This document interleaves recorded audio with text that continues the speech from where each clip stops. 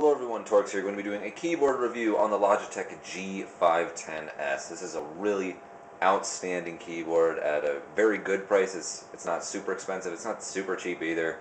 Right off the bat, I'm going to get out of the way. The retail on this thing is $119.99. It's $120 US.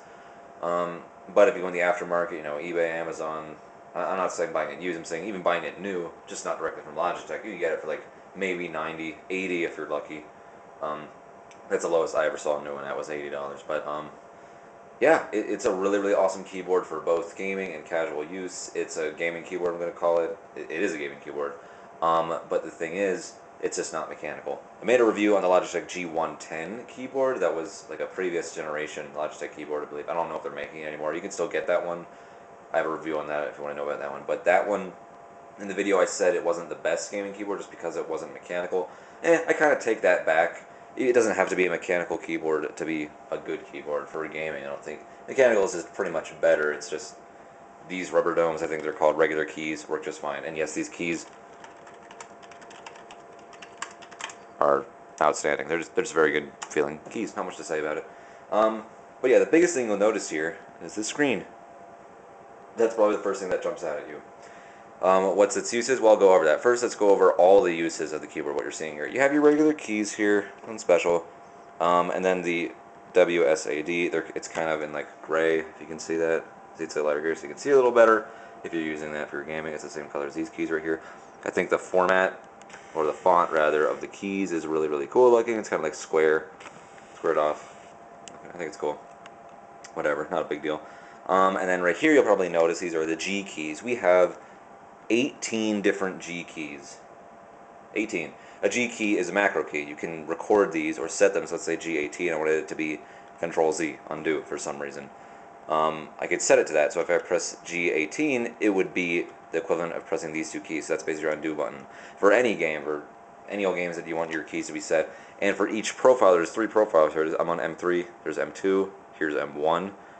On M2, there's a completely new set of G keys. So if I did the undo thing on G18 on M3, it would not work for M2. So it's 18 times 3. That's so many G keys you have here. On the G510, that has, I think, 12 G keys. Yeah, 12 G keys. And then the G510, that's one they're selling right now as of May 2014 again.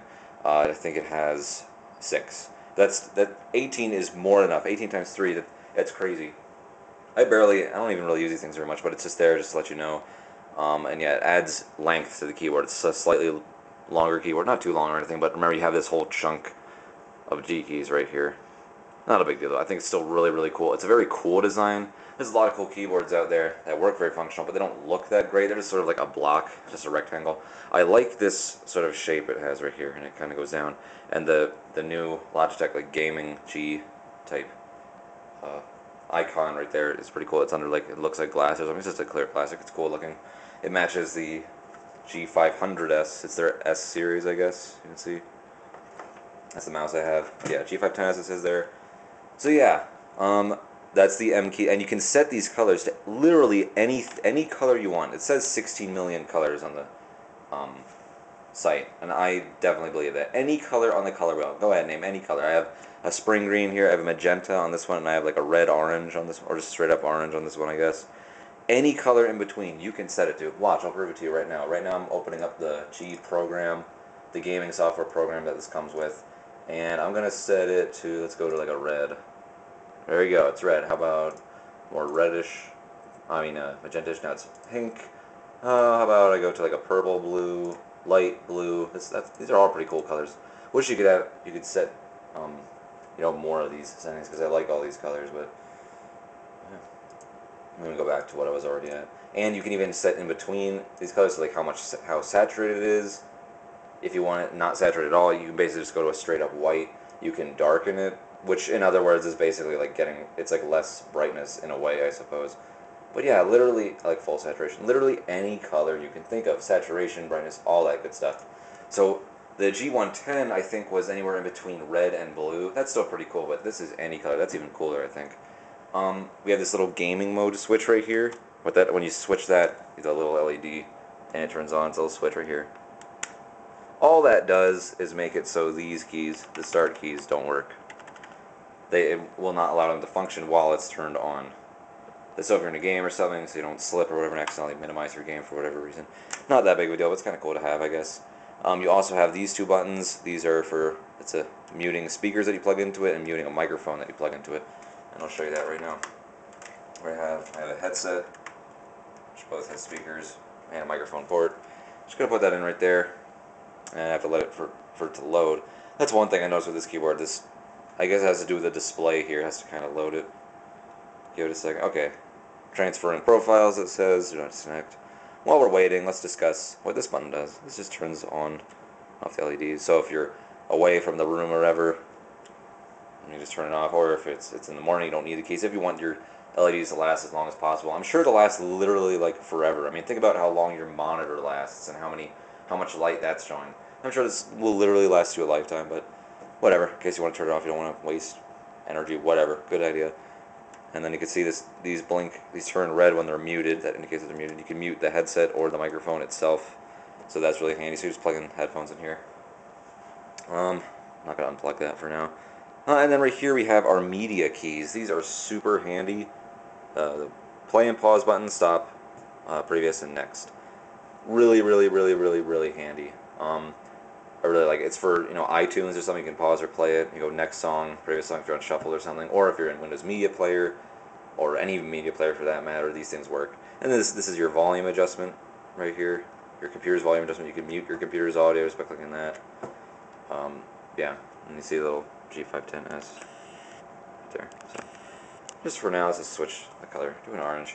And it also changes the display color as well. That's also really, really cool. And I also like these little white designs. This texture right here, I forgot to mention this, it's kind of a glossy texture in between the keys. This is a flat black on the keys, but the texture on this is like a bluish, very, very dark blue. It's hard to tell from the camera, but yeah, right here is a flat black that doesn't pick up any smudges or anything, but this stuff might be a little bit, but it's really cool looking. It's like a smooth blue kind of glossy finish. It's really, really cool. It looks almost black though. I just think it's really, really cool. And again, those little white spiky looking designs match the ones on the G500S. So G510S, G500S, kind of see a little theme going here. Yeah. So all that stuff's really cool. The design's really cool. The colors they're really helpful. It's really cool. I like the media, controls right here. That's super handy when I'm shuffling through songs or whatever. And I like all the G keys. I don't personally use them, but I'm sure a lot of people will. And how you have the 3 settings here, you can change the colors. Now let's finally go onto the screen. A lot of you might be wondering about it. There's a couple things you can do with this thing. Let's zoom in here. Right now, you can't really read those, but it says default profile, Team Fortress 2, Battlefield 3, and then I can scroll down with these keys right here. So let's scroll down. So let's scroll up. Those are just profiles I have set. I have those profiles set for my mouse. That's what they originally had. And when you're installing this, if you have the G gaming program thing from Logitech, the software, if you plug in any Logitech device like this, or maybe not any device, but the gaming software with the G's on them, like the G110, G105, G500, G500S, this G510S, whatever you plug in, it'll detect it instantly, and you'll get it on the program. It's really, really cool, and you can change the colors to it. And I had the profile set to my G500S mouse actually, but apparently it fed onto the keyboard when I got this. I got this recently. I had the mouse for like a long time now, but the keyboard I just got recently. So yeah, the profiles, you can set them. There's automatic game detection. If you could turn that on, that means, let's say I want to do something with these specific G keys or whatever in a certain game. That's even more options. So there's so many G options right there. I want to do that with a certain game. It would automatically go to Team Fortress 2 if I play Team Fortress 2, but if I play Battlefield 3, it would go to the Battlefield 3 option. If you don't have that set, the automatic game detection, you can just switch it right here. So I never really personally use this thing, but I know a lot of people would. So, and now if you press this button right here, let's finally move on here on the screen. Show you the many things you can do with it. Press the button. There's a countdown and stopwatch you can set here. If you could fiddle around with the buttons, figure out how that works. I never personally use them, but they're there just in case you're wondering. Let's go to magenta. Let's see what's easiest to read. Yeah, the orange is easier to read. Press it again, and then it's a CPU and RAM meter. That's very, very handy. I use Photoshop and stuff a lot, and sometimes you have to pay attention to where the RAM is if you want to restart it or whatever. But of course, for gaming, that can also be really handy if you want to monitor that. So that's pretty cool. And you can, back to the profiles. Oh, whoop, I skipped it. I don't know what's going on. This is news right here, news feed. Afghan candidates differ in style, not substance. That's one thing that'll go to a next one. You can skip to it. You can go to the actual web page it's on by clicking this button. So, here's the thing I skipped. Time, little analog clock there, Thursday, May 15th, 2014, 3:45, 39 p.m. So that's usually what I have sitting right there. And now, finally, let me show you another cool thing about the volume adjustment. I remember I adjusted the volume on this thing over here, and it showed it on the screen right here. I can't find, I don't know why it's not appearing right now, but I don't know. Whatever, who cares? Let me open up iTunes, and then you can see songs that go on it, and that's also super. I mean, my audio is muted, so you don't have to listen to my music or anything. But if I go over to it, there's a song, and then it shows where it's playing. That's super handy. Actually, I like having it there because sometimes I have iTunes minimized. I don't want to see like what song it is. It's very handy if you're like shuffling through songs, you're pressing next on this little media here. It's super handy to see your songs right here, or with videos. You can do that with really like anything, honestly. So, yeah. Anywho, that's that.